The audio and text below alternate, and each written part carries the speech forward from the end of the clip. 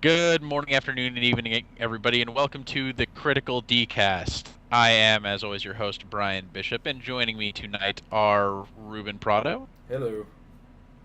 and Mike Matthews. About that basketball. I'm not about any of that. You're So also I not. guess that explains what you're into right now, Mike, is basketball. It's back and it's pretty good. I like it a lot. Man, broken legs Uh, and everything. on a scale of NBA 2K12 to NBA 2K15, what is the season like so far? Somewhere in like the 13 range because Kevin Durant, last year MVP, is hurt. Then Russell Westbrook's hurt, and then LeBron's kind of off to a slow start, and Derrick Rose sprained his ankle. It's a weird season so far because we're only like a week and a half in. So shit could also go crazy or not crazy at all. I'm not sure yet. It's too early to tell. Have you ever played fantasy basketball? No, 'cause I think that's stupid. Is that even a real thing? Yes, it totally is a real thing, and a guy at work invited me to his league, and I'm like, nah, I'm good. You know Like, what happened to me one time is I got really bored and I was in junior high school and I didn't know better. I joined a fantasy NASCAR league. That sounds like the worst. Like, It- that actually like- sounds like super not fun. As somebody that played video games, I assumed there would be a lot more playing than there was. It turned out it was just a lot of names I didn't recognize, and then I just gave up on it. How does that even Like, work? Well, NASCAR, I'm not going to get into the whole mechanics of NASCAR right now, but the way NASCAR worked is there's teams. There's several different teams of NASCARs. Well, so yeah, you- there's like Team Hendricks and Team all that, yeah. Yeah, so you basically create your own team. You pick from like a number of NASCAR drivers. Normally it's like one head person on your team and then a bunch of supporters, and then it's just based on how they place. It's probably the easiest to manage fantasy league out there because it literally comes down to what place they come in every weekend. Mm-hmm. I mean, I guess in that regard, it seems really easy to do, but not exactly fun. No, it wasn't. That's why I didn't do it for very long. Of course, there was also the time I did fantasy football. That was Yeah, I something. just kind of just don't care about that shit anymore. Well, it was particularly offensive to the people I was playing with because I had no idea anything about football. And I just went in here, I'm like, Brett Favre, I- he's back, I'll take him. And I everybody want laughed the at guy me. that throws the egg real good.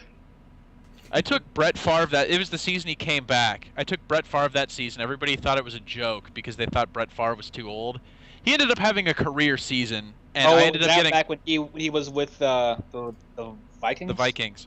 Yeah, He that had was a career season, and then I came in second place in the entire league, and everyone hated me because I had no idea what I was doing, and I got in second place because Just of luck Brett in the Favre. dumb shit. It's kind of how fantasy football happens because, like, the people into it tend to like overthink it too much, Yeah, I didn't think of it at and even the a little newbies bit. just luck into dumb bullshit. So Yeah.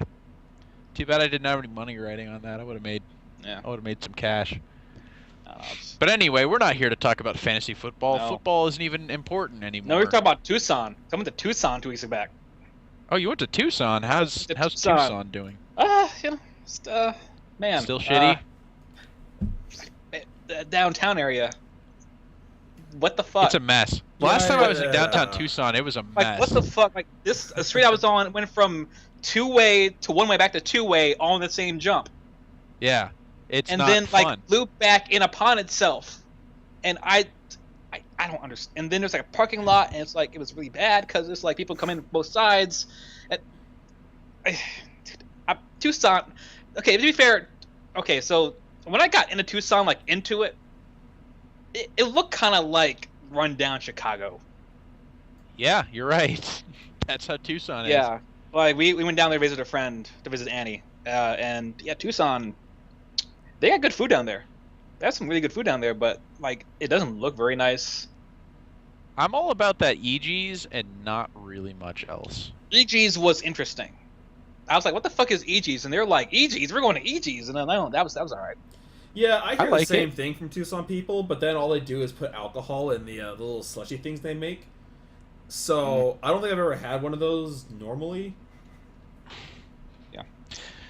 And I visited the apartment complex near there, and that apartment complex was kind of interesting in regards that it was 2 floors, like your room was 2 floors.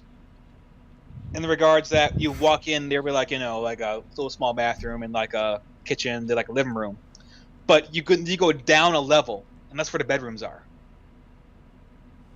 And I found that kind of cool, because if you live on the front, like the first floor.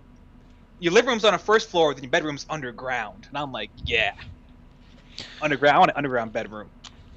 That sounds alright. Like, And then might be like a hobbit. And then those, crazy Arizona floodings happen.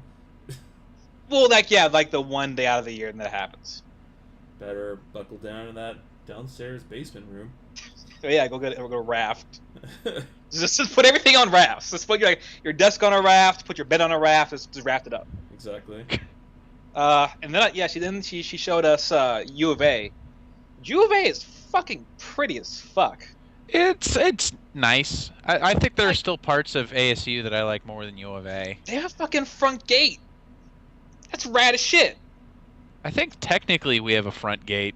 Where? Somewhere. No, we don't. Look, Mike, it's kind of like one of those grass is green the other side kind of things.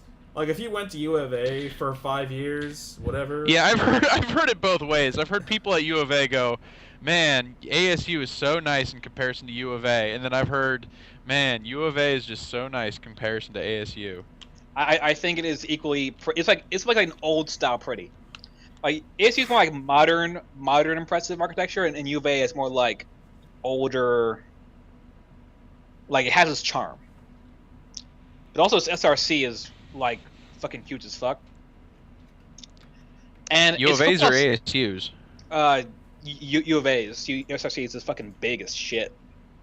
Bigger than ASU's? Because yeah, ASU's got that whole renovation thing. I know, and it's still bigger than that. It's crazy. What? And it's big as fuck, no reason. And then like it's ASU, like the football stadium's like a few blocks off the campus, right? Right. U of A, the stadium's on campus and just fucking on you all the time. That sounds imposing. It is. It's super fucking imposing. That's like totalitarian sports state. Yeah, man. They were having some kind of band practice. You can hear it throughout the entire campus, and it was kind of awesome. I'm down with that. Yeah, so, but then when we got to their little downtown mill area, like, the fucking light rail tracks are on the road, like, parallel, as in, you're driving on the tracks. You're driving on the train tracks, so the train is on the same road as you are. And it's insane. It's like, imagine the light rail was just, like, on the road. Like, imagine the light rail was just, Oh, yeah, they were building that, actually, the last time I was down there. Yeah, it's like, imagine light rail was just, like, rural. And just on rural. That's just I don't insane. think that would work very well. No, it doesn't. It was like just, and then like we were trying to find this ice cream place downtown, and like there's this little shitty parking lot where it's not exactly like clear which way you go in. So often people will just drive in both ends, then meet in the middle and play chicken for a while, and then someone back up and then turn around. It was the worst. It was real bad. I mean, that's a good ice cream, but it was not worth that whole parking lot thing. But apart from that, actually, now that I'm thinking about it, the whole light rail on the street thing, that's the entire city of San Francisco. Well, did you guys have like trolleys? There's Muni, there's the municipal train system, which goes through the city. There are the cable cars, but that's only literally on 2 streets, Powell and the other one, I can't think of the other one. And then there's BART, which is the subway. So there's 3 different transitory methods to get around San Francisco. And one of them's like on the street, like you're driving on it? 2 of them are actually. Well, the cable cars, they're not really a transportation system. They're a tourist trap. Let's be fair. I see.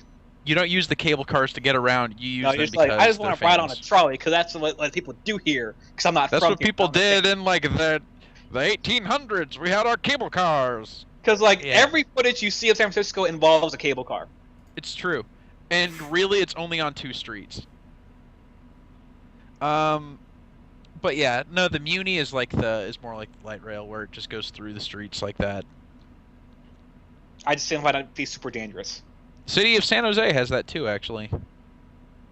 Again, There's a lot of cities in northern and southern not so much southern, but there's a lot of cities in northern California that involve just light rails driving on the streets.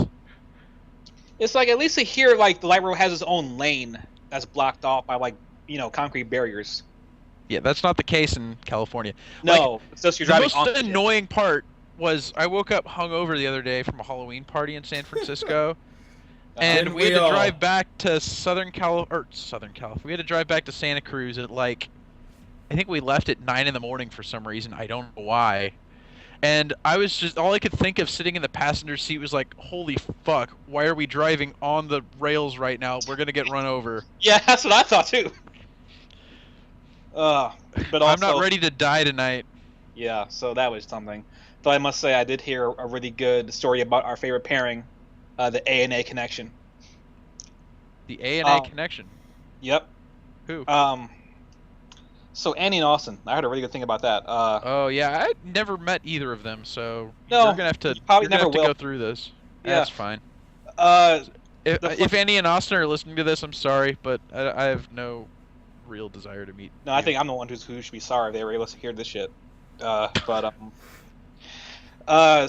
Annie's birthday was I think a month and a half ago, and whatever. Right.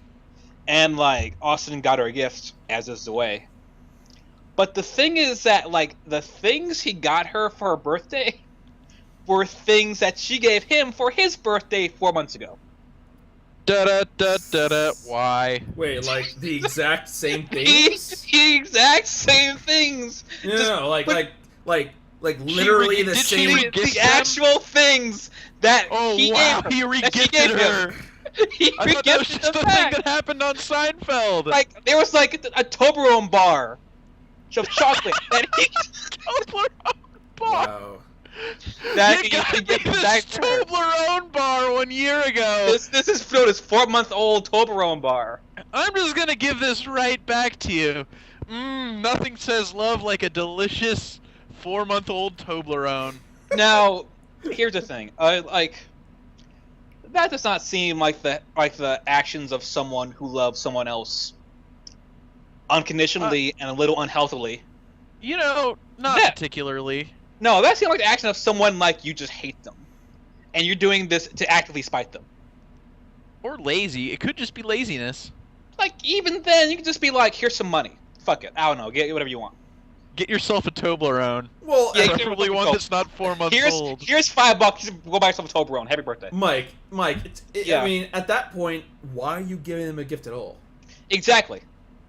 If you're just gonna re-gift them the same shit they gave you 4 months ago, what's the fucking point? So to be fair, if I got somebody something really cool 4 months ago, I would probably be down. It was a form of chocolate. If it was a 4-month-old Toblerone bar, I'd probably be like, oh, thanks, that's really nice. But if it was I bought that bitch a PlayStation 4, and it turns out she's not that into video games, I'd be kind of down with that. Yes. I'd be like, thanks for giving me this PlayStation 4 I got you. I actually want this, and you clearly didn't. No, I agree with you. It still reflects on you that you fucked up the first time, though, I guess. Yeah, but it's not really the case when you're giving them back 4-month-old Toblerone bars and assortment of other bullshit. Yeah, that's not so great. That was my highlight of that entire trip. That was a great story, and I could not stop laughing. And then on a Halloween, I had a party. I was business cat. I had cat ears at the tail and a suit. I had a spreadsheet on my computer regarding cats and catnip and retention about cats regarding catnip. Because I'm business cat, you know that. Bud Light Lime's really good. It's pretty good. Well, you drank 8 of them, so I hope you liked it. I drank 4 of them, then took a shot. I lost a bet with Matt, and then drank more of them. What bet did you lose? The Bulls Cavaliers game. Oh. Me and Matt bet on that game, and I lost. And I drank pretty heavily on Halloween. There were 2 separate parties 2 weekends in a row in different cities that I went to, and I got drunk at both of them. And I regretted it the next day at both of them.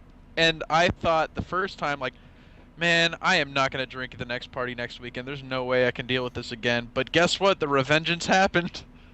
I woke up the morning after Halloween like, why do I do this to myself? Am I dead? Am I dead inside? So, I read somewhere if you just drink like nothing but beer, you don't get a hangover because like any water. That's a lie. So I didn't have a hangover when I woke up. I was groggy as fuck, and everybody was gone, which is weird. But I drank a lot of Bud Light Limes, like a lot of them. I remember we were in the car, and you're like, "I gotta take a break. I can't drink anymore." Oh, and we then did- yeah, we did that. I look away and look back, and you're like, "Got a fresh one," and I'm like, "Well, that lasted." We went to the Jack in the Box, man. Totally happy. Yeah, you're right. And yeah, man. I went to Jack in the Box too. Yeah. Oh, I yeah. went to Jack in the Box a couple weeks ago, and I did like the pull-off thing for the Munchie meal, and I got a free Munchie meal. So I was really drunk, and I woke up, and I was like, or I didn't wake up. I had been awake, I hope. And Riley was like, "Okay, it's time for us to go home." I'm like, "Wait, I need to stop somewhere before we go home." She's like, "What?" The nearest Jack in the Box is like 20 minutes away, and Riley drove 20 minutes away to get me to a Jack in the Box You better marry at that like girl. 2 o'clock in the morning, and I do love her. You better I marry that appreciate chick. I'd probably. Whoa, Mike, I don't ain't make this gonna- awkward. I don't really want to commit to anything right now. So, I mean, And then- you know, you were partying, we were partying, you went to Jack in the Box, we went to Jack in the Box. I feel like we were really partying together. in Together, spirit. yeah. We Brian- were, you know, we Brian, were. just come back. Yeah, let's fuck that shit. Come back here. And not on my couch, Ruben's couch instead. Yeah, just switch it up, Yeah. change it up. In terms of costumes, Ruben wore his horse mask. Of course. Yeah, Matt. I no, Matt didn't wear did- anything because Matt hates fun. Riley and I had a technical couples cosplay that I think like 2 people got. She was dressed as Red Riding Hood, and I was dressed as Captain America. So together we were 2/3 of a Marvel vs. Capcom 2 team. You fucker. And that's actually what we ran with. I don't think Riley's ever even played Marvel vs. Capcom 2. Did you find a Dante that's in 3, not 2. So. No, Mike, she was like, she said the other day, she's like, "Hey, I want to do Red Riding Hood for Halloween. Is that cool?" Because we had another really obscure group cosplay for the first party we went to. I was Snagayama with the mask on, and she was Waldo, so I couldn't find her. I'm getting real tired of that costume. Which one? Waldo. Hey, guess who else got really tired of it? She did. So It only took like 2 conventions for me to be tired of that costume forever. So, you know. Okay, You know- so Mike, I find this really funny that like between Yumi and Matt, Matt's the only one that cosplays at all, and he's the only one that didn't come in cosplay. Yeah, like he said he was gonna grab his little mad scientist jacket, which I'm like, fuck it, why not? God, fuck you, but You mean his work outfit? yes, or that too. He thought about doing that too. But yeah, most of us bought like a $10 Spider-Man mask because I told him to do something. Yeah. George's black mask done pretty well. Yeah. Suit. wait, when you say he had a black mask, do you mean he was wearing a black mask, or he was a black guy with a mask? I'm gonna go He was DC comic book villain Black Mask. So he wore a black mask, and he was also a black guy with a mask. So he He was the city he of was- Ferguson. He went as Ferguson. All right, got there. Oh God. that was okay. that was a quality yuck. Yeah. By, qu- Sure. by quality, I mean that was bad. Yeah, it was pretty bad. I don't apologize for it, but it was bad. Newman was picking a blanket. He had pig ears and a nose and a tail, and he sat on the couch with a blanket all night. Newman from Seinfeld? Yes, that's same one. Mm-hmm. Sam was a bunny girl stripper. Oh, great. Oh, yeah, you mentioned she was going to be a stripper. How'd that go? She almost fell out of that thing multiple times. Oh, I'm sure she did. Those breasts were just out there. You're just all up in your face. All And up. like I had to look like around her. I had not staring at her at them. So I kept looking around her area to not look at her breasts. She's like the last person I want that from. Though, Well, not the last. There's my opinion was that like I tried to teach her how to twerk, and she tried, but she just couldn't. Bless her heart. Yeah, it was Bless really her fun. little twerking heart. Yeah, She's hard at twerk. but the best costume of all night was Todd. Todd was a French maid.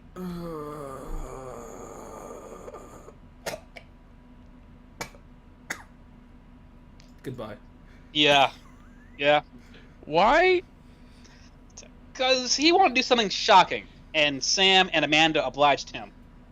No, And- he said like, yeah, he said like, if you guys buy me something, like I'll wear it. But he's like, I didn't expect them to actually do it. I'm like, bullshit. Do you not know these bitches? Because it totally, yeah. So he's a French maid, and then also Sam bought glow sticks, so that was a thing, I guess. I don't know. I fell asleep at some point, and I woke up and it was really dark, and everybody's wearing glow sticks and playing ever.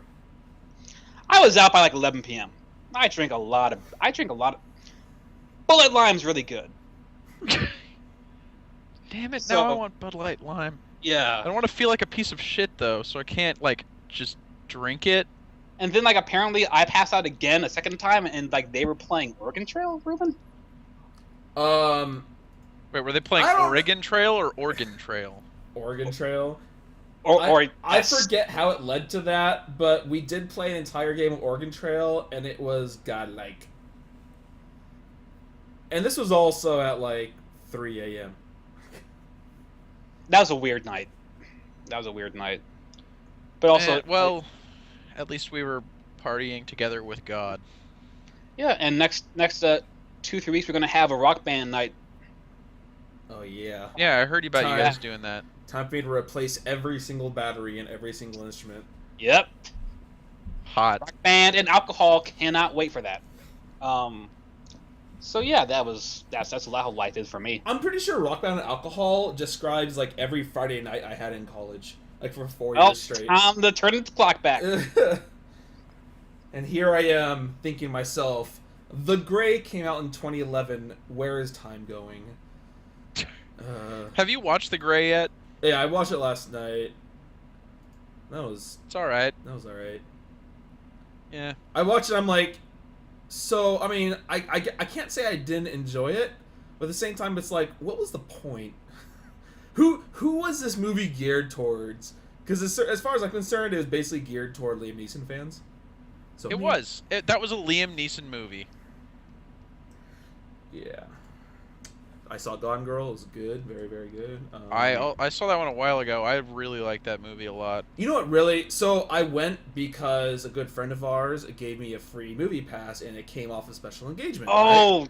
you were a piece of shit. And no, Right. and Brian. Yes. And Brian. No, So it came wait a off, minute. And so it came off special engagement. So I went to go see it. I'm really surprised. No, wait a fucking second. That movie was on. Like, it was still on a big screen, and it's been out for this long. No, Ruben, you can go fuck yourself. No, I forgot. no, I Okay, don't so know. Brian, here's how Ruben got that fucking movie pass. How? So Melanie was at the party. She was Hellgirl, Oh right? boy! Right.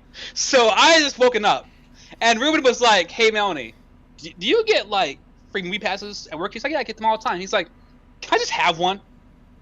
Wow. Okay. If you're okay, hold on, Mike. If you're no, Mike. Yes, Mike, that's if what you're- happened. No. If you're going to say shit about me, at least say it right. I said, Melanie, how good of friends are we? How good a friend I am to you? And I was that like- was almost I was worse like- actually. I was like, I made it sound better that way. two thumbs up. Good. Can I have a movie pass? That's how it went. Thank you very much. Yes. Make it Ruben, sound that's- shittier. I think that's worse, actually. Yeah, that's how you No, shittier. I made you don't look care. good, I and you can- just ruined it. I can look shittier as long as it's the truth. I only settle for the truth. Damn it. God, I forgot all about that until you just mentioned that. Yeah, Oh, Ruben, you're that was definitely so all about that shitty. truth. About And that I mean, truth. to be credit, Melanie's just roll, like she just roll with it. It's cool with her, but man, Ruben, that was so fucking shitty. Hey, man. Like I wouldn't dare do that dumb shit. 'Cause At I, least like, he got to go see Gone Girl. You know who's Gone Girl? That's Melanie. Ugh, I guess I don't know the reference, so you know. Wait, could we conceive that as Gone Girl, Ruben? Maybe Melanie gave you that ticket so that she could, like, get up in you and then ruin your life. That'd be a pretty good long con. Yeah. Yes, it would, Mike. You're right. That'd be an incredible long con. In other unrelated news, maybe you should go see Gone Girl, Mike. No, wait for it to come on Netflix and watch it then. Or HBO Go, whichever one comes first. Because I don't like movies very much. As I found out. I do like movies. Like- Gone Girl was a good one, but As I was playing League of Legends, guess a movie I saw for the first time on Netflix? Hold on. Django? Silver Linings Playbook. No, Good one. Brian, I watched Django with you guys. Remember that time? yeah. I No, just know that that's on Netflix tonight. I watched for the first time Pirates of the Caribbean. No shit. One. Really? I'd never seen it before. It's passed me right on by. What? That movie's I- really like. Yeah. That movie's Yeah. actually a cultural touchstone. Yeah, I did not see it, and I'm like, I love it. this I've not seen Me this too. fucking put on in the background, and yeah, Johnny Depp's really good in that movie. Yeah, he is. He's real good. A good soundtrack. Everything else is whatever. And now you have 3 more. Wait, yeah, 3? And Four, everything I've two, heard, four. like that's like the best one, so I can stop right where I'm at. Oh, He's it got 2 definitely more and 1 is. abortion to go through. Wait, I think I saw 3 out of context one time. Which is the one where Barboza shows up at the end as a surprise reveal? That's the 3. second one. That's the Wait. no, it's the second one. Oh yeah, that's the second one. Because okay, I then saw- it leads I into the saw third that one, and one. Barbosa is part of the.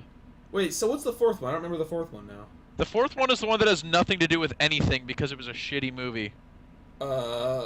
Remind me. It's 'cause- literally just about them finding the Fountain of Youth. Oh, I Yeah. did watch that. Yeah. Yeah, it's not good. I guess I blocked it out on mine. Yeah. Yeah, you should have. It's not a good movie. Yeah. Yeah. So I'm just buying my time until Avengers comes out next Oh year. my god, just fucking pour it into my body, just straight up. I'll take some straight Avengers, please. Yeah. Straight Avengers. But yeah, Ruben, I still cannot believe you fucking said that shit to her face while sober. Oh, Hey, he was sober. You That- were that's- sober. That's shitty. He was sober. To be Oh, fair, Ruben. I say it as it is. I don't beat around the bush. Well, you did beat around her bush a little bit. No. Sorry, Melanie. That's- And by that I mean you literally asked her for. You literally just abused your supposed friendship. Your. Hey. There's Hey, alleged hey. friendship. What makes you think it's alleged and or supposed? When was the last time you talked to her that was not Was it the time you asked for movie passes for free? Because if that was the last time you've talked to her, I think you might have some rethinking Hold to on, do hold with on. your You know life. what? Hold on. You know what? Here, let me just. Okay, hold on. Are you messaging Melanie right now? What Are you the fuck messaging is her, going on? asking her how good of friends you are, Ruben? God damn it, I Oh just my messaged god. her. Don't fall for it. I have fun to do it too. I can't tell what he's doing. I can't wait. Is the stream live? I'm able to tell. Hold up. It- Hold on. There No, we it's go. not. You guys Is it? might notice this. I don't know if you will or not. Okay, let me refresh this Facebook feed. I'm playing Oh. Titanfall right now, so I Fuck. can't see it. I see what you're doing, fucker. Okay, all right. What? What did he do? What did he do? Ruben posted a message on Melanie's wall saying, "I saw Gone Girl tonight. It was great!" Exclamation mark. Thanks for the pass! Exclamation mark. That I. God. See, I gave my thanks, so that is appropriate. You know. Damn it. You know. I'll take it. Yeah. I'll take that. That's Yeah, pretty. not- That's Not enough of our. thanking Can her we- at least is a good gesture. You guys should both like it to give it more flair. God, I hate you.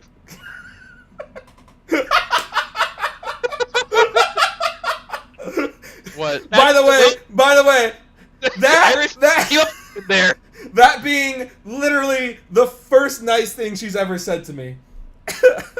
Well, to be fair, you've said some horrible things about her. I never said them to her face. Someone's recorded. Guys, all I'm saying is, I don't have to post this cast. All I'm saying is I want you to. All I'm saying is I could just edit it. All I'm saying is yeah, probably, but really, will you? Will you edit it? Is the question, Ruben. Okay, No. enough of this dumb bullshit. Yeah, let's stop talking about nothing and start talking about, I don't know. I guess we did derail for 30 minutes. We talked about movies, which is technically something we talk about. And about, like, you know, city infrastructure. Halloween is relevant. We talk about Halloween. Yeah. There, Yeah. I just justified this entire podcast. It's fine. Excellent. You know, justifiably, I would actually like to review movies on the site. I thought about it. I wanted to do a review of Birdman, but I really have no idea what I could say about that movie. That is a really weird movie. I'm the only movie review on this entire site. Don't I? The Monica review. Oh. I don't know if I'd throw that under anime more than movie, honestly. I just don't want to write a review and have it sound like one of those hipster-ass critic things where I say some silly metaphor, you know, relating to the actor's performance. You don't... That's not every... Go ahead and read, like, one of Roger Ebert's reviews or something if you want to know how to do a good one. He was just very straight up about it.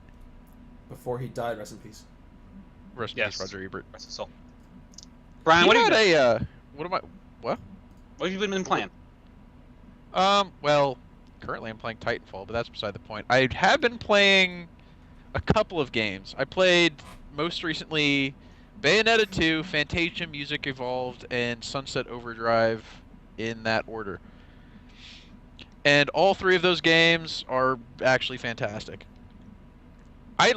Sunset Overdrive is a really fun game, and I'm really enjoying it, and there's no game that does what it does. But I don't know if I'd consider it Game of the Year, just because it's hard to classify that game.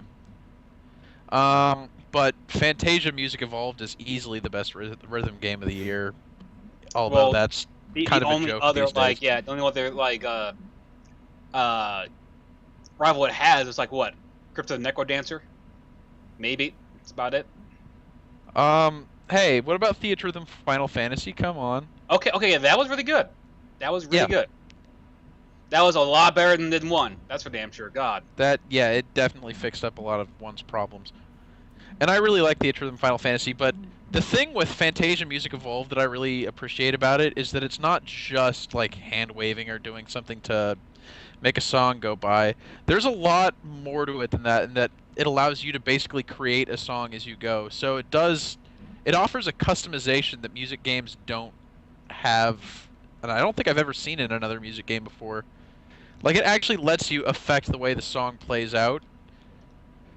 Like, just for example, today I was playing, and there was it was some Drake song, I don't remember what it was. It was the one with Rihanna. But the 3 remixes there was one that was the original, one that was like a techno remix, and one that was entirely a cappella. So, like, you would be able to take the drums, and then the drums would be the original, and then I was able to take the vocals and make the vocals the a cappella singers, and then it was like some hybrid techno a cappella version of that song, and it ended up like really cool. And I think rhythm games, especially in the way that they're built, should offer a lot more customization to people the way they play the game, because like when you look at Rock Band, it was supposed to make you feel like you were in a rock band. I mean, also it was made by Harmonix as well, so they know how to do that shit. But this game actually made you feel like a conductor, not just because you were doing like the hand-wavy motions that a conductor does, but because you actually were changing the music in conceivable ways. So I really like that game. I like that game a hell of a lot.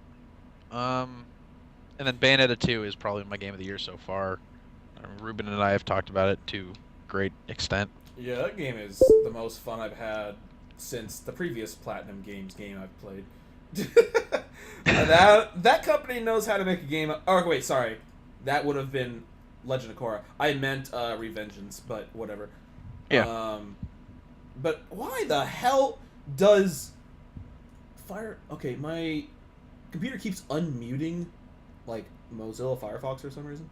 But yeah, no, I've played more games this. Oh, okay, wait. Let's not stick to that. I've played quite a few games this year that I'm not completely late on, like I was for my whole Tomb Raider spree shit. But yeah, I do think Bayonetta 2 is definitely Game of the Year material right now. But it's just like I don't know how biased I am because I just love that game. Like it's a fantastically made game. Like I've been playing games left and right, and I mean, Shadow of Mordor was my game of the year before, but Bayonetta 2 is just a very well crafted game. Yeah, it doesn't have like all the bells and whistles of other games, but what it does literally perfectly. It's just Platinum Games has such flawlessly a good way executed. Yeah, it's Platinum Games somehow makes just the most epic shit. Like they just get really drunk and they're sitting around a table and they're like, all right, demons, fighting lava, space, rocks. We're fighting on hair monsters. Hair monsters and ass. You like ass. I like ass too. Ass. You know what's funny? I went back because what if our main character had some ass? Yeah. You know what's funny is I went back and I played the first Bayonetta 2 or the first Bayonetta because it came with Bayonetta 2. Yeah. I think they actually downplayed the fan service a lot in Bayonetta 2. Like it's still there, clearly it's still there, but the first one was a lot more overt about it, and the second one focused more on character interactions than just Bayonetta herself.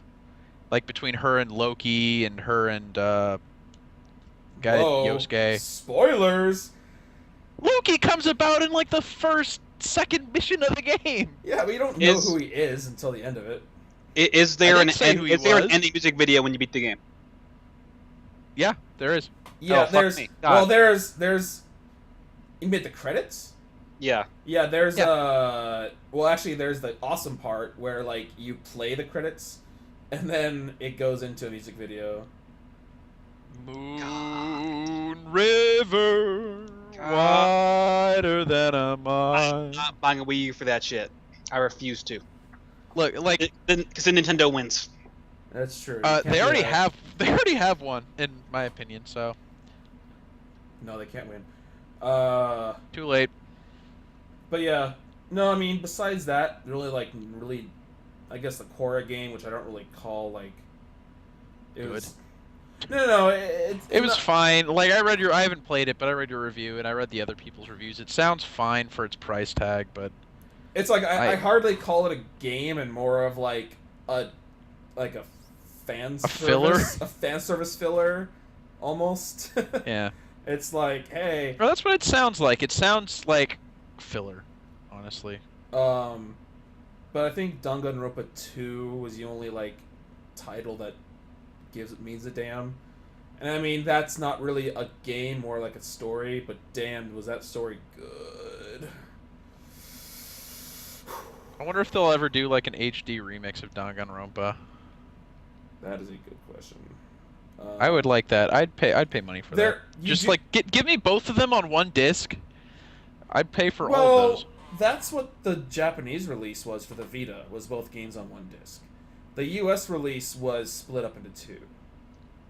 But have you seen the trailer for the Danganronpa remix game or whatever, like that action shooter game or whatever, that spin-off? No, I haven't yet. Oh, it's funny.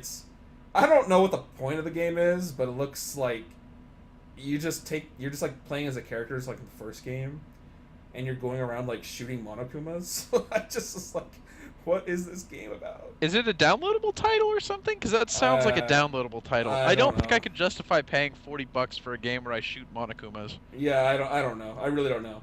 But well, this is from the same man who bought that bad Monaco game for PSP. Vita. Where you just go around, or Vita. You just go around, just fight witches, but not really witches, but like shadows, and then keep doing it. Yeah, I don't want to go into that game. Danganronpa is much better of a game. But no, the story of 2 just fucking was amazing. Like that 2 was like 4 times the game 1 was, just in terms of pure story. So yeah, But I don't know what else have I played. Not really much besides fighting games. So I would really have to defer to your judgment, Brian, you and Mike's, about like what a game of the year title would look like. Because right now it's just Bayonetta 2 for me. Well, I mean, I personally I'd have to agree. I think Bayonetta 2 is looking like the best choice for game of the year so far. The thing is, like, I feel like VGXs or whatever, like the God, most God forbid they're the VGX again. Oh my God. whatever the most What a nightmare that was. yeah, whatever the most reputable source is for like game of the year. Like when you say it won game of the year, everyone Right. has to assume that you're talking about the same thing.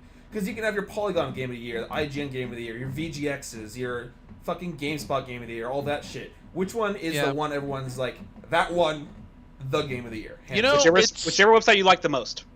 And so I'm like hard to justify because, you know, I was talking with somebody about this. I don't remember who it was, but we need if we want to be considered an artistic entity, if video games want to be considered an artistic entity in any capacity, we need a centralized, like, the Academy of Film Arts and Sciences or the Screen Actors Guild. We need that, but for video games.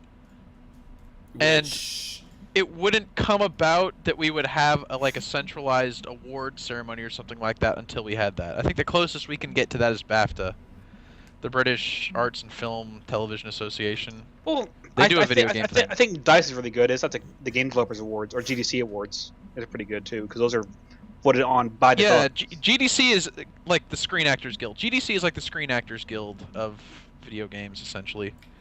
Well, hey Brian, look at this. I mean, now that CS:GO is part of the X Games, oh my God! You know, we're getting closer and closer to having, you know, video games being an integral part of, you know, society. We have League Legends scholarships, we have X Games, CS:GO, we have fucking Dota 2 on ESPN. Like, yeah. With these things coming in, you know, into the spotlight, maybe we'll be getting a We have LOL streamers making actually $1 million. Don't remind me. But yeah, I don't know. I think there was a Chinese guy that, like, he left his, or Korean, he was a Korean guy who left his League of Legends team. He makes literally $800,000 a year streaming. Like, that's actually what he does now. Yeah, sometimes I lose faith. But it's just like, I think the idea of a centralized arts academy for gaming is not too far off. The question is, I don't know when the Emmys, Oscars, etc. came around, who said, yeah, you are in charge of this. No, we're not gonna question it, you know? So who is gonna take the reins for that, and how are they gonna get the entire world on board with it? The Oscars came about, I don't know when the Oscars came about exactly, but I know the Academy came about. I don't mean to get like really film history here, but it was in the 1920s. Film was kind of dying a little bit, and then it was MGM that came together that said, look, in order to like promote film as an art instead of just this trashy thing getting trashed by fucking Broadway, we need something to come together and better film as an art, and that's how the Academy started, and then the Oscars came about as a result of that. Mm-hmm. But there's a lot of similarities that can be drawn between the film industry and the video game industry, I feel, except for the shitty video game players, and art or film doesn't have that. Thank Christ. Does any company besides Spike, I guess, do any sort of show for the Game of the Year kind of stuff? No. Because I mean, at that like no. they probably broadcast the GDC awards online, but yeah. I mean, that'd probably be the first step then, is making like a giant like event, much like, I don't know, like they would get for Dota or CS:GO or International or LoL or something, like a big event that people would get tickets to go to, almost like a PAX style thing, but for awards. No, I entirely agree, but I think we won't have something like that until we can get... And I don't get that. Like, there's clearly money in it. I don't think there would be a lack of attendance. Like, some company just needs to front the money for it, put on an event, and just go for it. Just be like, Yeah. here are our ratings on God. On like, here are our awards for games. We're just gonna do it. But we would need people to be actually identified as experts in the subject. Like the VGAs are pretty good because they get like the editors in chiefs of various websites and stuff to vote on them. But it needs to be more than that because the Academy of Film Arts and Sciences isn't just like reviewers, it's Yeah. directors and actors, and it's everybody that's involved with the process. And we can't have something legit like that for video games until we have a panel like that where we would have like Ken Levine or people that are involved with the process of making video games. Well, I mean, we have schools that teach people, game like fantasy writing in general, just writing in general. You Sure. can have a renowned, I don't know, director or writer of a movie, like analyze the writing and or story of a game. Yes and no. It's a different medium, so not particularly. Well, I mean, okay, let's say. And how writing flows in interactive mediums is different from how writing might flow in a movie. So, let's just take Bioshock Infinite, because why not? You're Right. saying that a director couldn't just, like, someone who's really well versed in, like, creative writing couldn't sit down and just enjoy the story as playing the game. They don't have to play it. They just have to have some guy, like, get through and record, like, anything that isn't shooting enemies. So basically... That's different. It's a different kind of game. Like, I think, well... They don't have the writing of, say, like, Silent Hill 2. Well, anything in a game... But there's more to a video game than just the story. No. You do actually have to Like, take they- like the they- gameplay into account and the visuals and all that. It's That's true. I'm just enough for you. Bayonetta is very badly written, no matter what your fucking opinion of it in a matter is. Yeah, But the okay, display you're right. saves and elevates that game beyond anything its writing ever could have done. Okay, yeah, that's a good point. So I guess, I don't know. We would have to you would have to trust people who design games for that panel. Yes. But then there's a whole, there's a whole bias aspect of people voting for their game. Well, why does that well, exist for the the Oscars, same then? thing happens in the Academy too. There are plenty Yeah. of directors in the Academy. If their film is up for nomination, they're not allowed to vote on it. Clearly. I don't know. I just don't think I'm actually slightly surprised we don't have it yet. With video gaming becoming as big as it is now, why a company has not stepped forward and just tried to create this panel of critiques. Well, the closest you're going to get is the VG, what have you, VGA, VGX, VGY. Because again, as voted on by a really good panel of editors and chiefs of different websites, and they know their shit. They So, do. That's the best you're gonna get, honestly. Yeah. For now. For now. For now. But anyways, why I brought this up is, like, I don't know how shallow these different companies are, IGN, GameSpot, and stuff. The only problem with Bayonetta 2 is I personally didn't think the graphics were up to par with what current standards could be. And that's not Platinum Games' fault, because in my opinion, Revengeance looked better than Bayonetta 2. Well- That's because Revengeance was on a shitty console. By your logic, no game on the Wii U could ever be nominated for a Game of the Year award then. I mean, until Bayonetta 2, I agree with it. Super Mario 3D World actually won Game of the Year on numerous outlets thing. And Even that if was they a were Wii wrong, game. like even if they were wrong, yes, it did win Game of the Year. You mean last year? Yeah. last year. I I mean, they were fucking wrong, but you know. I if thought it's- all the awards went to the top 3. Your GTA 5s, your Last of Us's, and No. your, whatchamacallit? Bioshocks. That year, Legend of Bioshock. Zelda: Link Between Worlds won GameSpots. Even if they I were wrong remember that. too, because they were. But no, Polygon gave it to Last of Us, I think. as they should. No, they didn't, because Polygon gave it a 7.5 out of 10. That's right. What the fuck? Yeah. Oh, right. You know Polygon gave Bayonetta 2 a 7.3, I think? Yeah, they did because they thought it was sexist. Polygon is stupid. It was so high, it made them sexist. Yeah. Polygon does very good news. They're very good at covering things and finding stories and doing investigations and stuff like that. Let me find this right now. Polygon is very... My problem with Polygon is they take social justice into consideration when it comes to reviewing games and writing things. And I don't know if I want the industry to be in a position for that quite yet. No. Like, I understand that it's a problem, and I understand that there's an issue where there's a disproportionate amount of females in the industry and all that. It's 7.5, just saying, but yeah, go on. But the thing is, as recent events have shown us, there's such a thing as taking shit way too seriously. Yeah. No, that's my problem with Polygon, is when you put too much stock into that.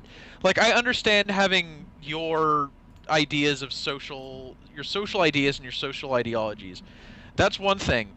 I think Kotaku, like, they'll mention it in their reviews, but they won't let that affect their overall grade. They'll be like, this may offend some people, and I did personally found it a little bit offensive, but like, it's not going to affect my score. That doesn't change the fact of whether or not it's a good game or a bad game. It just might leave a bad taste in some people's mouths. That's a good way of going about that. Polygon lets it get too involved with their process. There's a fine line between addressing what you believe to be social issues in a game and just being completely up your own asshole. Yeah. And Polygon most people has the don't toe that line very well. Yeah, Polygon does a pretty bad job of... Like I mean, with a lot of things. Some people just don't have, like, a really good... I think this is very important. A really good appreciation and bar for just dumb shit. Like Bayonetta, as a series, is really honed, really finely crafted, really incredible dumb shit. No one does that shit very good. I'd say the exact same thing about Sunset Overdrive. That is very well made, very fun to play, dumb shit. I also and think, they realize that. Also, like Saints Row, that is also a poster child for that too. Yeah. You mean 3? Saints Row 3, yeah. So 2 to Saints Row 1 took itself pretty seriously. No, 2 did not. 3, sure shit did not, and 4 superpowers. So I don't fucking. And also, there's God of Hell, you're going to hell. So fuck it, whatever. You know, it's just Saints Row's weird. So Brian, Polygate? Dun dun dun. God, I don't just. Let's stop. If I hear gate anything one more again. goddamn time. Yeah, like we had Movie Gate with Ruben and Melanie here. Ruben, yeah. like movie friend gate. Movie Gate. Friendship Movie Gate. Can we please pick another, like, political scandal to base all of our shit off of now? No, Brian, I have a suffix for you. What? Coney. Eric, everything Coney. Why not, like, Teapot Dome? Remember Teapot Dome from, like, 1910? Why can't that be our, like, Nah, man. touchstone? It's about Gamer Coney 2014. Gamer Coney. Yeah. What else was, like, Joseph Wiener snapped his dick at people? Why not call it, like, Movie Dick? Gamer Fatman in San Diego 2014. Gamer Fat San Diego 2014. Hashtag. If the Critical D Hold ever on, becomes let me like just- Penny Arcade and we get our own convention, can we please call it Gamer Fab? Yeah. Or Alright. get our own comic. Oh no, like God. We can't do that. But yeah, we'll call it Gamer Fab. Fab in San Diego.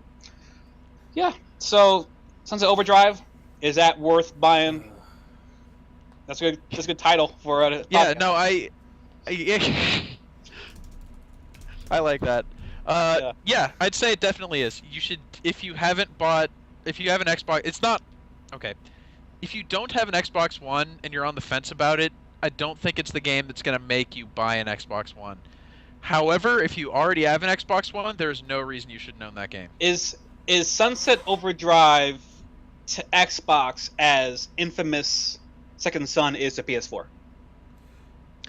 I think that Sunset Overdrive is the better game than Infamous by a long shot, but yeah, similar idea. Actually, Brian, I wanted to ask you about that. As someone What? who played Prototype, which is basically Infamous, like, Yeah. how it, like, Sunset Overdrive is just that style of game, right? No. No, it's not. It's a lot more like Ratchet and Clank than it is like it's Prototype. like Ratchet Clank meets Tony Hawk meets like a lot of cocaine. That's So actually a very accurate description of that game. So it's a sandbox game where you don't really do anything. Like, There's missions and stuff. You're doing shit. Okay, so You're doing a lot of shit. So it's just the combat system is based around like grinding on rails, jumping on cars, swinging on poles and stuff while shooting things, because the number of abilities you have equipped on you at a time like increases based on how high your style meter is, and you build your style meter by doing crazy shit while shooting people. So it's also kind of like. But the guns have a very Ratchet and Clank feel to them. Like, they're Ratchet and Clank guns, basically. You remember this, like, older, like, Generation 1 Xbox 360 shooter, which is like a combo-based shooter? I forgot what it was. You mean Bulletstorm? No, this is Generation 1, like almost like a launch game. Black? No, What? Black was Xbox Classic, dude. No. I mean, is Bulletstorm-esque in a way. But, like, this shooter was all about combos, and this is what this game seems to be about, like, putting in these combos. Are you talking about the game that the Halo 3 demo came on? No, that's Crackdown. I mean, you're getting close, though. It's in the same general time frame. What? So Sunset Overdrive is, at its core, just a sandbox, like GTA-style game. No.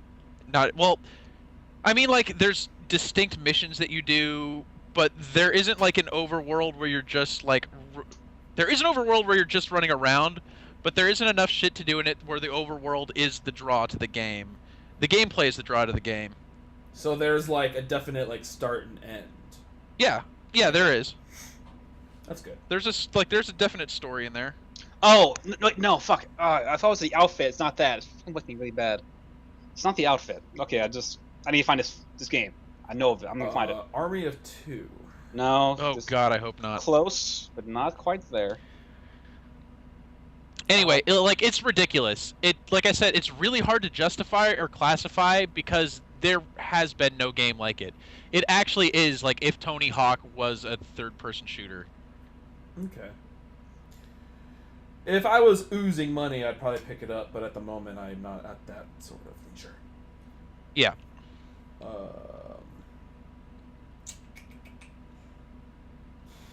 I played Evolve this weekend.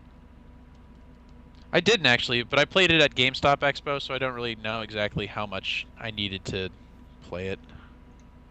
Yeah, I'm like, I didn't get a beta key or alpha key or whatever, and like, blah blah blah blah blah. You didn't apply. And then, I thought I did.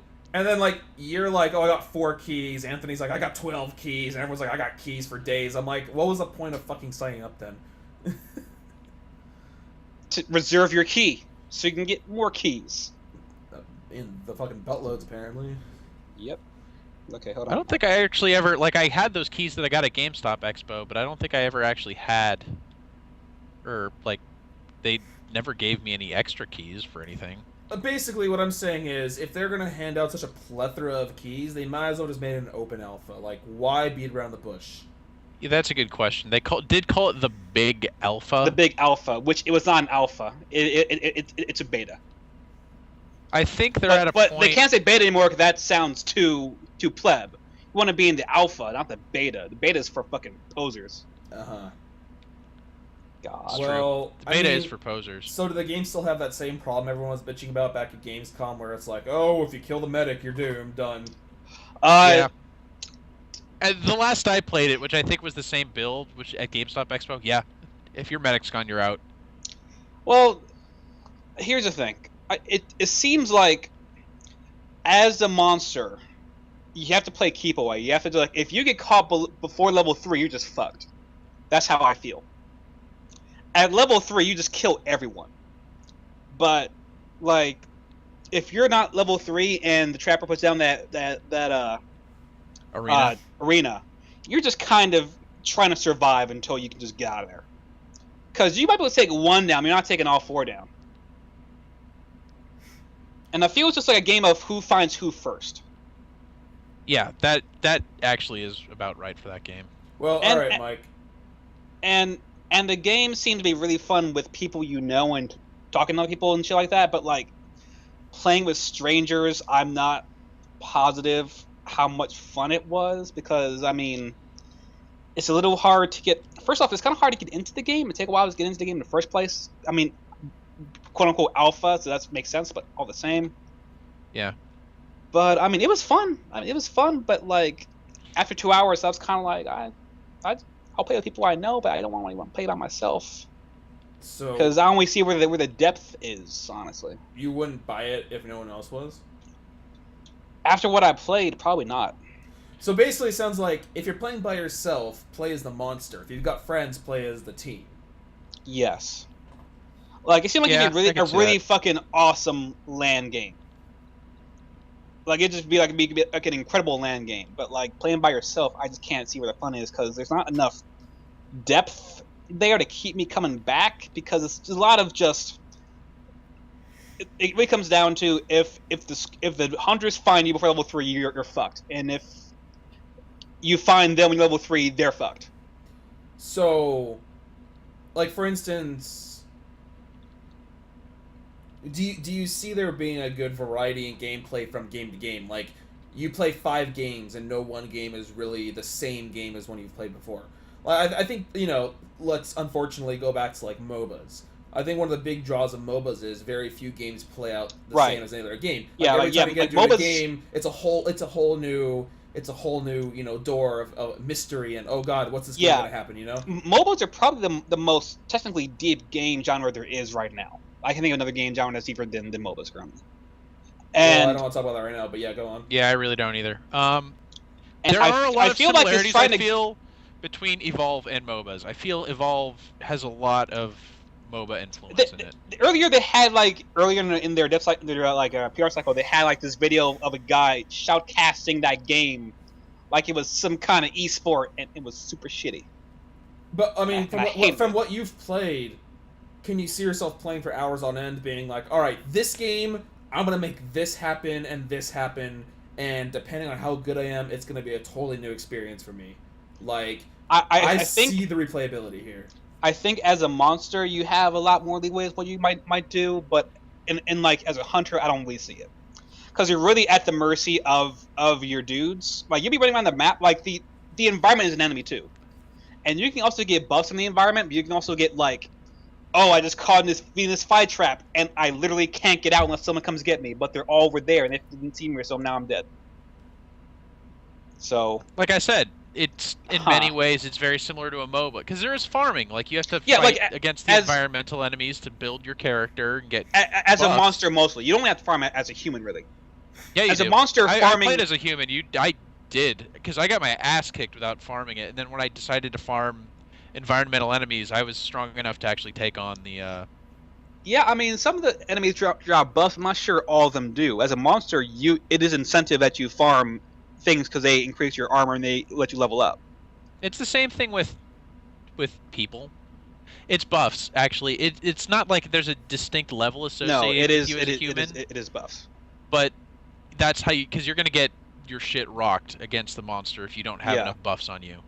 But also, it feels like, again, as a monster, when that arena comes down, it's a big arena. It feels like that's your death knell right there. It's just gonna fuck you up.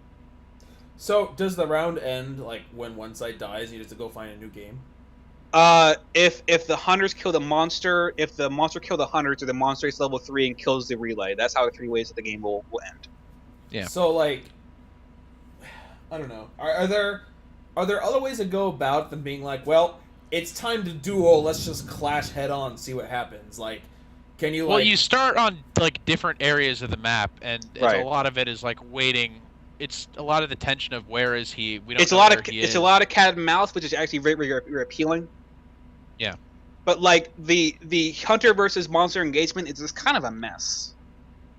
It's just you're trying to hit whatever's nearest to you, and they just kind of jump around you, and it's like kind of hard to figure out what's really going on. Can you like set traps or do anything more interesting to like fuck with Yeah. them? Yeah, no, there's traps you're able to set. It's like there's 4 classes. There's medic. There's support. Medic, trapper, support, and... assault, and trapper. Yeah. And it's like as a monster, they will track your footprints in the they'll track your tracks in the environment. And by running into the water, you let your tracks disappear. So you kind of lead them into. And also, there are little birds that around the map that if you walk through them, they'll fly up and tip them off as where you are. Mm-hmm. So you can theoretically tip the birds off to let them know where you are to bait them into that area and then jump them from there. Right. That's where the depth is from the monster perspective, but I only see the depth from the hunter's perspective. Apart It's the from teamwork. find a monster and kill it. Well, look, the first game of Evolve I played, I lost, and I was playing as the player, not the monster. Mhm. Honestly, I never actually had the chance to play the monster. I watched it played when my friend was it, but the depth from being the player comes entirely from having to work together instead of just being alone. Yeah. Because each of the 4 classes that you play as a player, like you can't have 4 hunters. There's 1 healer, 1 hunter, 1 support, One trapper, 1 support. Yeah. Yeah. And yeah. So the depth for that mode comes from the fact that you have to work together and you have to do each of your individual parts to the end of reaching the monster and killing it. Yeah. And that monster will fuck you up if you're not prepared as a team. Yeah, like, because it did fuck me up because we weren't prepared as a team. Yeah, listen to John Bombcast. One of the guys stressed, play your fucking class. Yeah. And that is very true. If you don't play your class, you really can't get anywhere with that monster. He'll fuck you up. But if the monster, again, before level 3, comes into people who are doing their job, he's just kind of fucked in the ass. Which I guess is part of, like, the push and pull of the game. But I don't know how appealing I find that. Well, I think the worst thing that could happen to the game is if there aren't like diversity in maps and stuff, people might just find like the optimal thing to do and just do it. They have a few maps that were in the alpha. I think like 3 or 4 maps that were interesting. Mm-hmm. Yeah, I mean, yeah. And the monster's pretty mobile, which again, like I think the monster is the best class in that game so far. He's the most interesting class. Does it assign you one at random, or do you choose like when you go in? You choose a preference. You queue up a preference as to what you want to play, and they kind of find it from there. Okay. Yeah. A bit like like an MMO, like queuing up for raid. Right. But yeah, I played a few hours of that. I love to play it in a LAN LAN environment. That's where I think the game would thrive. With playing with people you know. Playing by yourself, I'm not sure how much legs that game has. I wonder then again, there are people like have they confirmed whether it's going to be an online only game like Titanfall, or is there actually going to be any sort of single player experience? I think it's online only. Like I'm not sure I've heard anything that has some kind of single player campaign. A single player campaign might be interesting in that game. Yeah, I'm not sure. Because each of the four characters, they're interesting characters. Have they're actual characters. They have names and personalities. And they kind of like also when you're on the plane ready to drop, they kind of quip at each other for a little bit, which is nice. And they'll quip at each other during the match too. Yeah, it's almost Left 4 Dead-ish, in like a good way. Kind of it. But again, with that game, feels kind of like a Left 4 Dead MOBA, actually. Yeah, but like that game, game's not very fun to play by yourself. It's like with your friends, it's fucking fun as fuck, but like by yourself, it's not that fun. Then again, people like Matt who are crazy and just play the game with strangers and does it for like 10 hours and shit, but I don't know. Yeah, it's a little bit odd. Some people, speaking of some people that buy games like that, how's Call of Duty, Mike? Call of Duty. Yeah, I bought the Day 0 edition, which just means, hey, it's not on Monday. That's all that means. Yeah. So I went to get it during lunchtime at near my work. I run that GameStop by Ruben over there by the Walmart. Yep. Mm-hmm. I walked in there. There were 4 children in that GameStop with their parents. Great. And I'm like, great. Good. They're soon waiting for Kevin Spacey to be their new father. Yeah.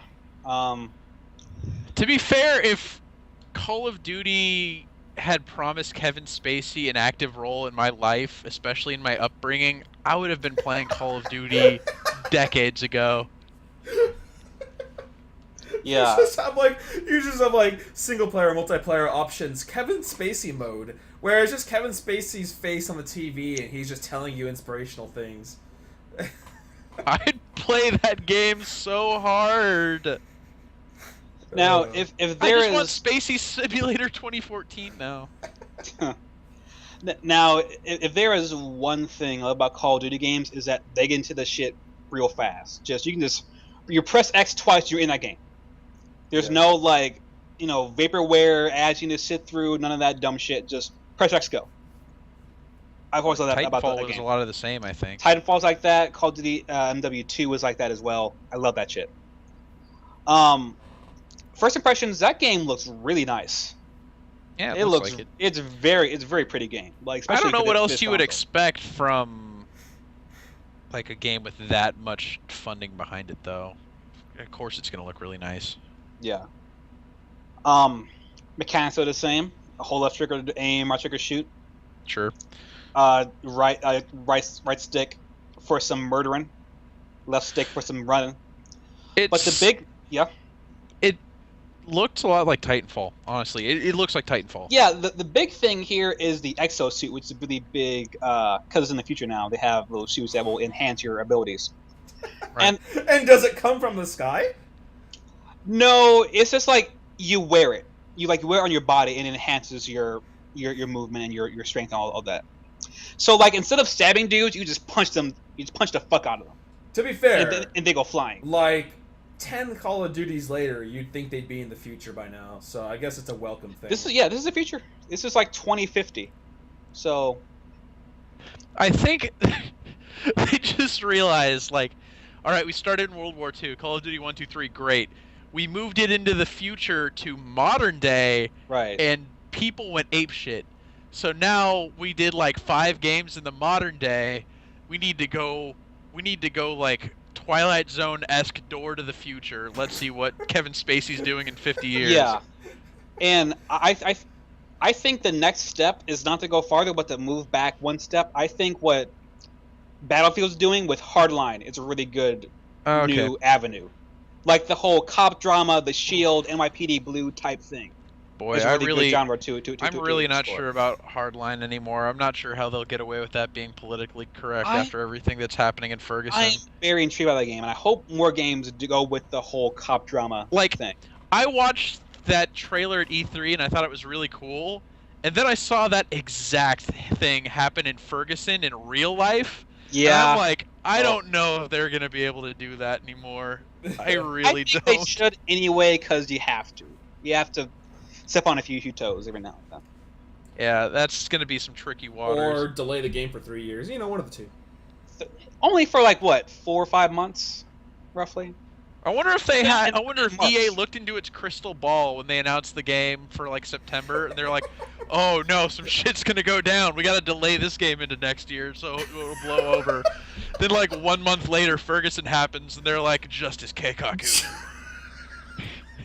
That would be ridiculous. That's the worst thing I've heard all night. But no, back to exosuits. There's 2 different suits. There's a specialist suit and the assault suit.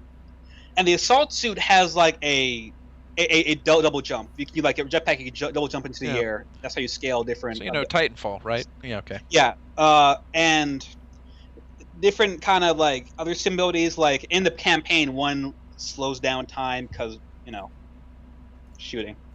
Campaign, okay, right. I heard that for a second slows down time, and I thought you were referring to the multiplayer. I'm like, no. What? How? And like the suit might have like some kind of cloaking abilities and stuff like that. The assault suit, the support suit has like a shield you can take out, but the shield's kind of useless because you can't shoot while it's out, so you can just either treat a like a goddamn dumbass with a shield. We just take cover instead. So I find like the specialist suit kind of useless. But the assault suit kind of changes how you maneuver because you can actually like kind of air dash like in Titanfall. That's a Titan, you kind of dash left to right? Yeah. Well, in Call of Duty, you can like jump in the air and then push and left stick to dash in a certain direction, which kind of gussies up the combat a little bit with a little more maneuverability. It actually feels really nice. Brian. What? Slowing down time in a multiplayer environment. Did you ever play Fear 1 multiplayer? No. Because I did. and you could use that fear time in multiplayer. And to this day, I'm still not sure how it worked. They also had that in multiplayer for Max Payne 3 as well. Well, the better of it's like 90% of what Max Payne is. Like, I think it just God, yeah. slowed everyone else down, but anyone could use it at any time, so it's like, how? Yeah, I that's just imagine a bunch of people using like the pause system in Dota 2 like all the time. That'd be stupid. But yeah, so far in the campaign, I think I'm about 2 hours in. So I think it's about like 6-hour campaign. Not a lot of spacey, really. Uh-oh. Like he shows up here and there, but like the focus is mainly on your main dude, which I don't like that because Spacey's a lot better character. Okay, why would you spend that much money to get Kevin fuck mothering Spacey in your game, and then not put Kevin Spacey in your game? I know he's in the game. It's just like that's baffling to me that they would go to such lengths to have House of Cards be your game, and then like not even build the House of Cards with it, just leave it in the box. now to be fair, the back half could be all Spacey all the time, for all I know. But that would be the greatest game of all time. yeah, but right now it's a lot of focus on your guy and his kind of squad people, which I heard the whole issue with the opening scene and the funeral with press X to pay your respects. See, I didn't even take it that seriously. I'm like, okay, like you press the X, the square button, and you place your hand on the coffin and you walk away. And I'm like, oh no, people are getting fucking mad about that shit for. Like, what? Like, I'm not getting mad about it. It's getting to a point where these button prompts to do things that are supposed to be somber are getting a little bit ridiculous. That game has. Why not just show it instead of having you press a button? Well, and have it wants to feel more interactive. It's not though. It's not. Also, that game has a lot of QuickTime events, like a lot of them. A Call of Duty game? Why? Yes, it's a little disconcerting. I mean, the shit you do is kind of cool. Like, it's a time where you're jumping from bus to bus trying to hunt down this other car on an expressway, and then you jump onto like this SUV driven by a bad guy, and you pull him out through the windshield and throw him into a pole, which is kind of awesome. But There's gotta be a better way to do that than QuickTime events. Because you know what other game had QuickTime events? Need for Speed The Run. Yo, Resident You know what game Evil. had really dumb QuickTime events? Need for Speed The Run. Yeah. Well, I think the dumbest or best QuickTime event is in Ace Combat Assault Horizon, where the last scene is a QuickTime event where like it's first person. The dude looks at his fist, you press a button, and he thrusts his fist into the air. Which I think is... I'm gonna find that fucking video. That's I can't just do it justice. Hold on. God, video games are really dumb. They can be really dumb.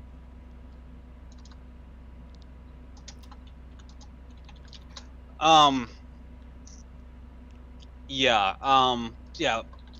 But the story is interesting so far. Like it's your common action movie shit. I just went through a twist, which you kind of see coming, but it's still really well done. I thought. From what I understand, it's a return to form from last year's Call of Duty Ghosts. But I don't know how much I trust that because people still gave Call of Duty Ghosts relatively good reviews. Oh, here it is, courtesy of Giant Bomb's YouTube page. Give it to me.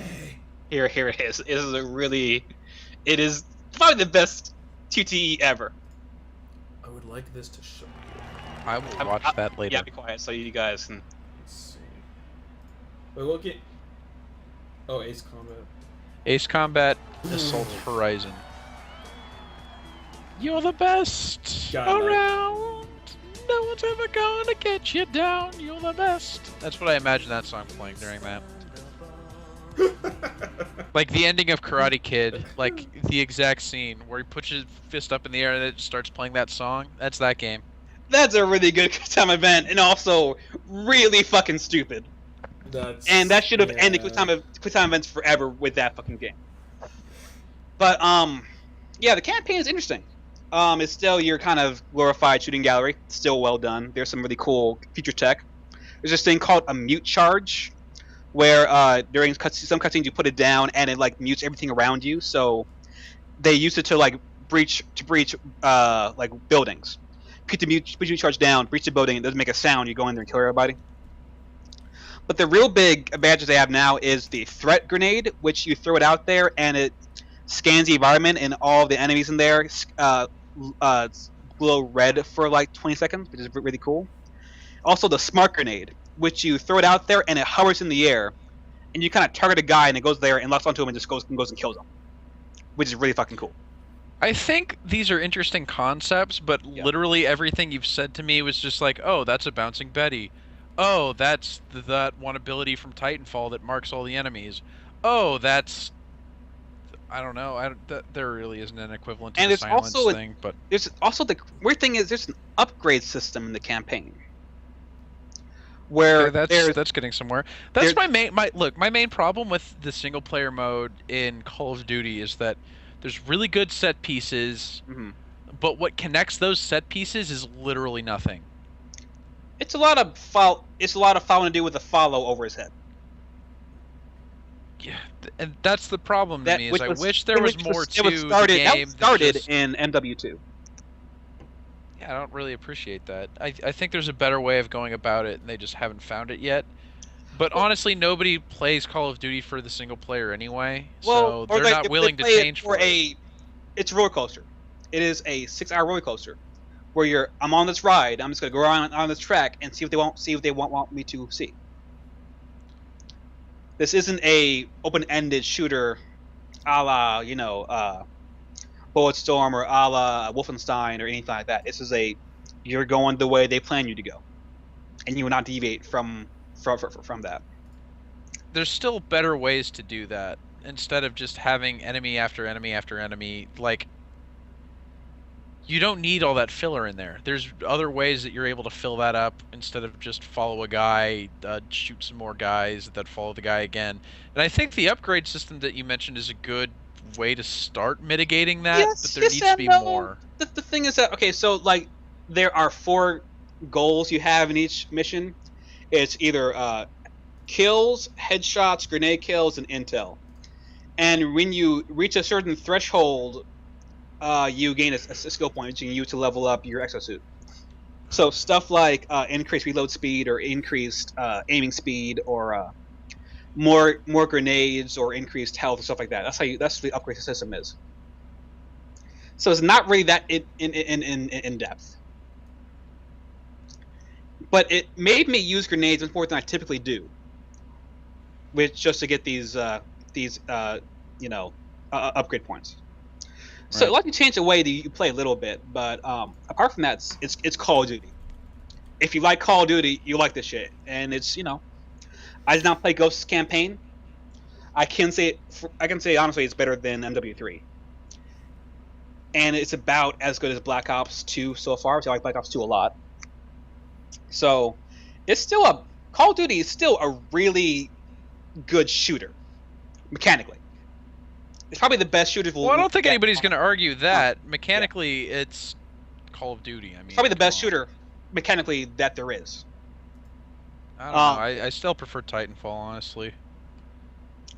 But that's still made by the people that made Call of Duty. Exactly. So fuck yeah, shut the fuck up. But if you like Call of Duty, you like this game. If you don't, there's nothing here that will change your mind really. But I'm enjoying my time with it so far.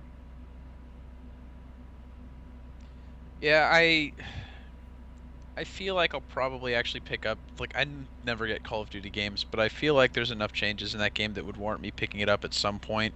There's just so many other games coming out this month. Yeah, that next take precedence Tuesday, over Call of Duty for me. Next Tuesday we got Assassin's Creed. Speaking of which, I'll throw my... Matt, I don't know if you actually listen to the podcast. I expected you to be on this one, but I'll throw you $30. Just sell me your copy of Assassin's Creed that you're never going to play. Because he bought his Xbox One today, and he didn't even realize it for one. He probably would have thrown it away if I didn't tell him. it came with a copy of both Black Flag and AC Unity. So I'm like, look, if you're not even gonna want to play or play Assassin's Creed Unity, I'll pay you. Like, I don't need it for free. I just don't want to pay full price for it. So, Matt, if you're listening, is Unity the one where you play as the Templar? I keep asking. no, that's Rogue. That's for 360. Okay, never mind. I want Rogue. Oh God, it is. Son of a bitch. Yeah. What? Poor thing. All right, never mind. We're done here. Wait, then- is it because you sold your 360? No, I just don't want to play another 360 game. Like, why do I want to play previous fucking gen when I have a bone? Well, that's the reason that Rogue came out. Is Right. Assassin's To Creed satisfy Unity the- is next gen only, and they didn't want to feel like they were dicking. Yeah, but Previous Rogue gen sounds people. so much cooler. After the shit I've concept seen does. in Unity, I'm not sure anymore because fucking World War II and what? That's like, I applied for the review copy of Unity before. I don't know if I'm gonna get it. But, No, yeah. Hey, Yeah, Mike, that's quick question. Do you remember what month it was when we played Terra at your LAN? I'm just playing that right now. That was like our first true LAN. So it's not that long after July 4th. So it was like July or August is when it was. That long ago? Seriously? Yeah, because remember we at Matt's place at 4th of July, and we had a true LAN like a week or two later. So it was in July. Wait, we were at that was 4th of July straight up. We were at Matt's. Yeah, 'cause we played Fiesta. Remember we played Fiesta for those 2 hours. But I don't remember that being 4th of July. That felt a lot closer. It was 4th of July. I remember that because I posted a picture saying America, and we were Okay. in Fiesta. Whatever. It was July then. Whatever. Yeah. Okay. And then just final thing. Yeah, so yeah, next week Assassin's Creed Unity. Then 2 Yep. weeks from now, the big and fucking Rogue Tuesday. technically. Rogue comes out the same day. Yeah. Ruben. And then- Rogue, like, I saw Rogue played at GameStop Expo, and Rogue looks like more of Assassin's Creed 4 Black Flag, except with a far more interesting Oh, that's hard to say, actually. Kenwave is pretty interesting, actually. With a more interesting concept for a protagonist, in that it's actually one of the enemies for once. But you're still sailing, you're still shooting, and it takes place in the Arctic instead of... it takes place in, like, Canada, southern or northern United States, Canada, and the Arctic. Which, I mean, there's some How do pretty- you sail a boat in the Arctic? Because like frozen. And There's a shit. lot of ice. I promise you that. There's a lot of ice everywhere. And the ice is explorable, too. And there's, like, sunken ships that are, like, frozen over in the ice that you're able to explore. It's kind of cool. Yeah, that's cool. And then, So, but yeah. after that, the 18th, the big Tuesday, Dragon Age, Far Cry 4, GTA 5, all the same day. please don't tell me that. I'm buying all 3 of those games. I Buying all can't 3. afford that. There's no way. And then GTA 5's in first person now. Cause fuck it, whatever. Change the game. I got Ruben. $10 down on GTA 5, and... First person GTA 5. What do you think about that? Me? Oh my god. Yes. Yeah. It sounds pointless because the whole point of GTA is like, why would I want to drive a car in first person? The whole point of GTA is like you see all the shit around you happening. But you're not at like ground level though. That just feels different that way. I think GTA in first person is really fascinating because Yeah. GTA, especially GTA 5, basically gave you the opportunity to live another life entirely. Like a In- life in uninhibited, LA. essentially. And now In the Los idea that you're Angeles. walking around like the best version of LA you've ever seen in your life, doing that shit, just seems kind of intoxicating. Well, I mean, the whole idea of GTA has never really like. I don't like sandbox games at all. But it's just I felt like part of the charm of that game was the whole top-down third person. Top down. Well, okay, not top-down. You know, like Third person bird's view. eye kite view. Like, hey, I'm behind you, following you.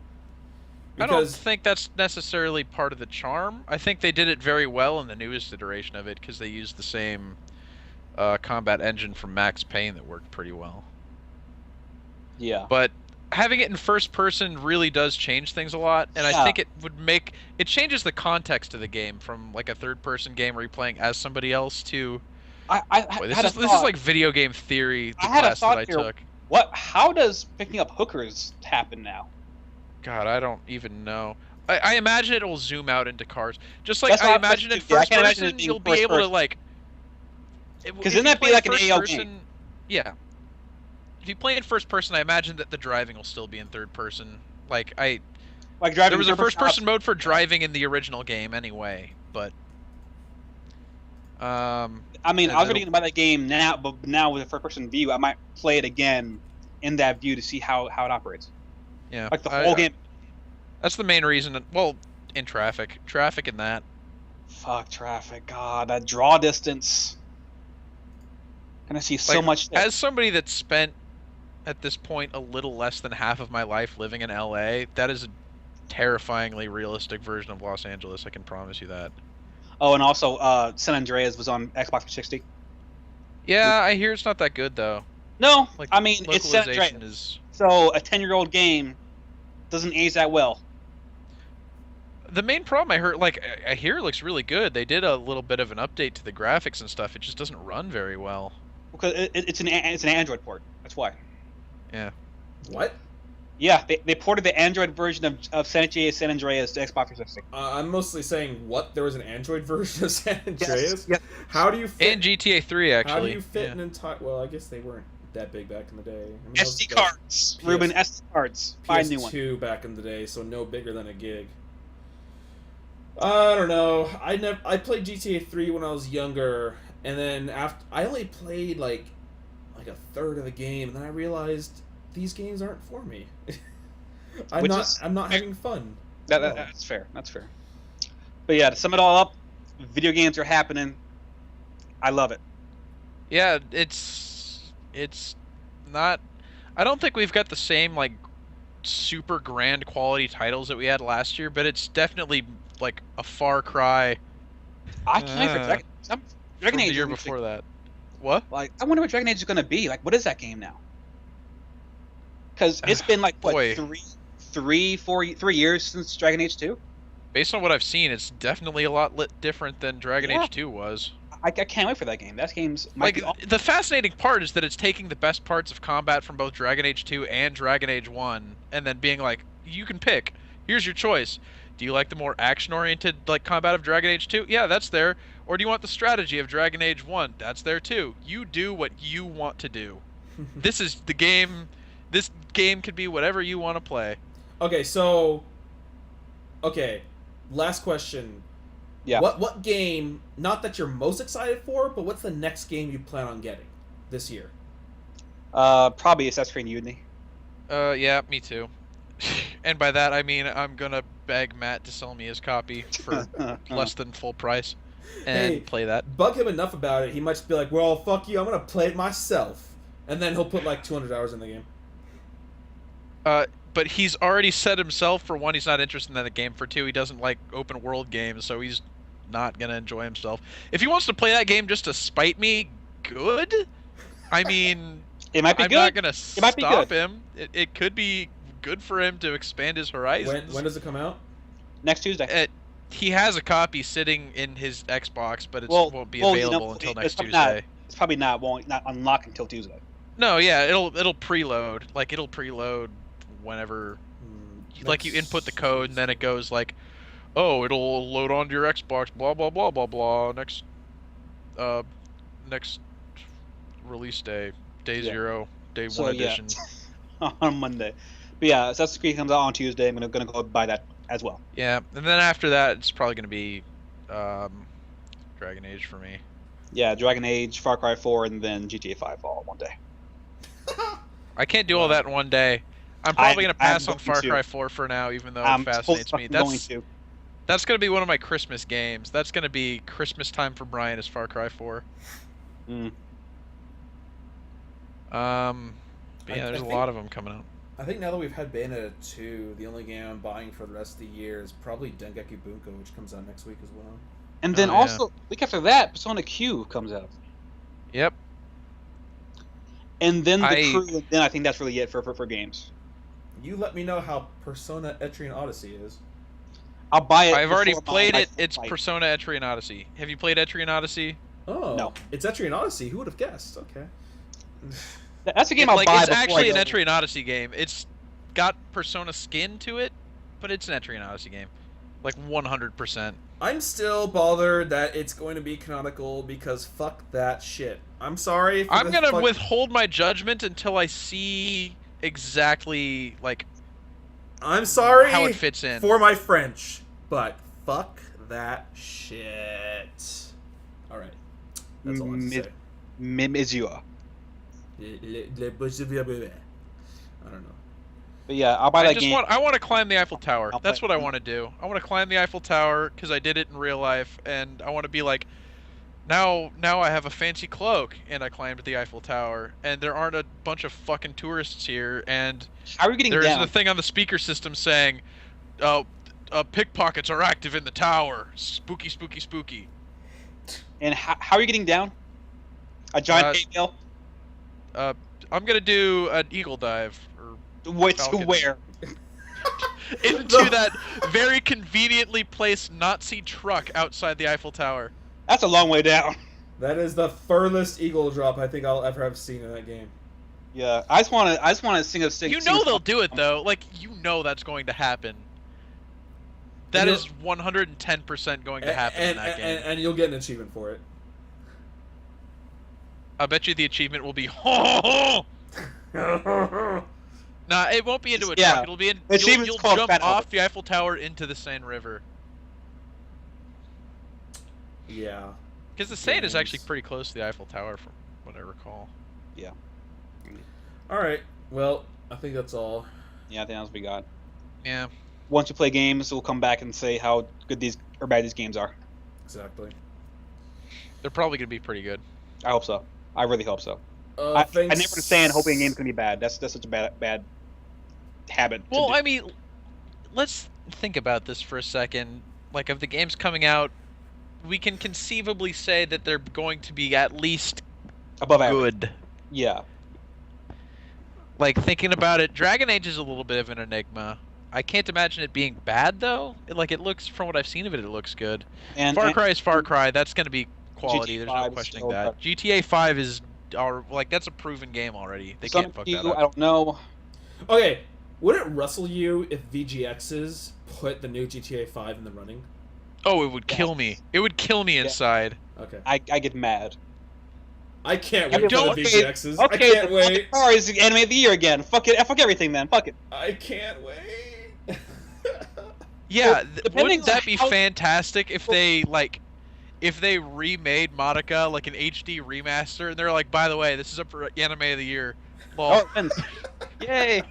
Okay, I mean, like, depending on how well done that first-person view is and how much it changes the gameplay, it might have an argument. But that's neither here nor there. I can't justify that. I really can't, because like looking past the first-person mode, it's the same game.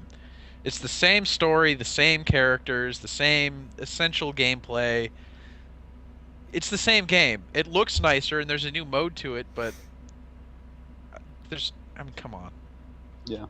That'd be like them putting The Last of Us HD edition on there. Like, come shut on. the fuck up. No, don't even say that. That's. I feel like that you have to explore, and not right now, but you would have to talk about the boundaries of what creates a new game.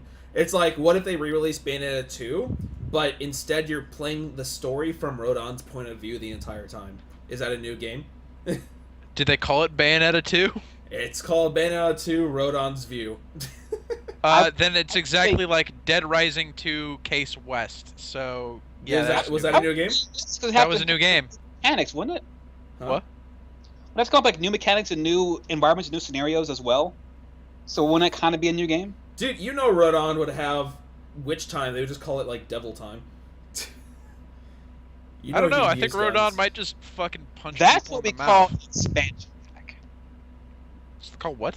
An expansion pack. Well, I mean, but okay, I don't want to talk about it right now. Thanks for listening, everyone. This has been the Critical D Cast. It has, in fact. GamerFap San Diego 2014.